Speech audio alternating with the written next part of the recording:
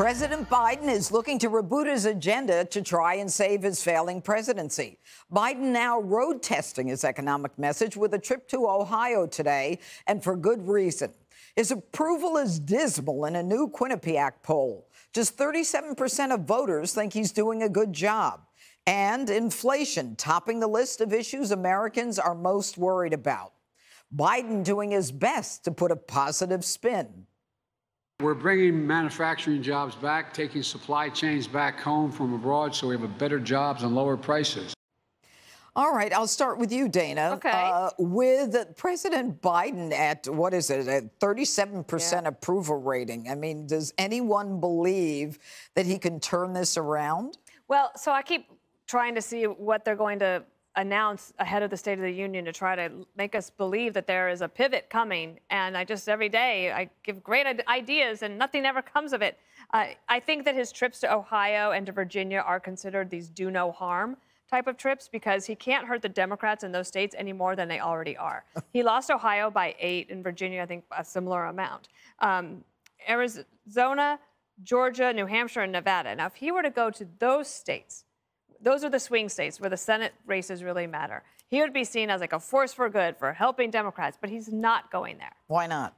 Because he would be seen as hurting somebody like a Senator Mark Kelly who's trying to run for re-election, or Raphael Warnock. Remember what happened when he went to Georgia with Kamala Harris and all of a sudden Stacey Abrams had a scheduling conflict and she couldn't attend a speech on the most important issue that she works on voting rights. So I think that they're having him go out on the road because if you remember a month ago, they said the problem with his approval ratings is that they don't communicate well enough, and then he wanted to get out and see the people, and that's what they're trying to do here.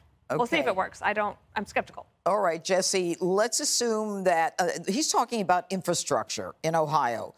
Do Americans want to hear about infrastructure? No. We only like infrastructure when the construction's finished. We hate construction during construction. It's just a bunch of traffic and hammering. We like when the politician comes and cuts the ribbon when it's over. Oh, I love the giant scissors. But until the giant scissors cuts the ribbon, we hate it. Plus, none of these things are even off the ground yet. None of the money's been dispersed.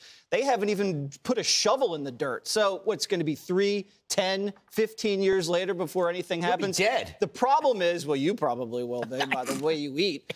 The problem is his economic message is jammed up because you can say, oh, yeah, wages are up, but inflation kills that. You could say the market's up, but it's real choppy. You could say jobs are up, but not to where they were before COVID started. So all he does is talk about the good things, and he doesn't ever address the bad things. So when the Americans hear that, they think this guy's clueless. Well, with inflation being, 27% of Americans think it's the #1 issue, Greg.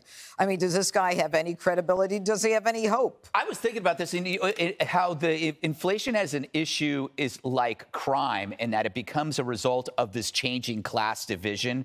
The left in media, in politics and entertainment, to them, inflation just means their foie gras at Chez Panisse is $65 instead of $55, or their lift tickets just went up a bit in Aspen, but that's not going to stop the rich Democrats from skiing. Basically, inflation is an absorbable cost for a rich liberal's fantasy. They can pay it, just the same way they can protect themselves from crime. Meanwhile, everybody else can't. Everybody else who actually looks at prices on products, tries to get stuff on sale. Inflation isn't some invisible byproduct of big government.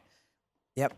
All right, Geraldo, shouldn't he be making some changes in the White House with the staff? Oh, yeah, they should definitely. Who should he get rid of? The chief of staff. Ron Klain? Yeah, Klain. Okay, get him out of there. But I have a different take on Biden and Ohio, which is my home state right now.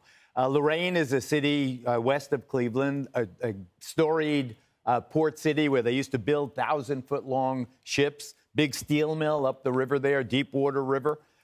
This announcement was electrifying today, that he's going to spend $2 billion of the Build Back Better, not the Build Back Better, the infrastructure money, right, for a submarine construction base there. That's good. 4,000 permanent employees. That's good.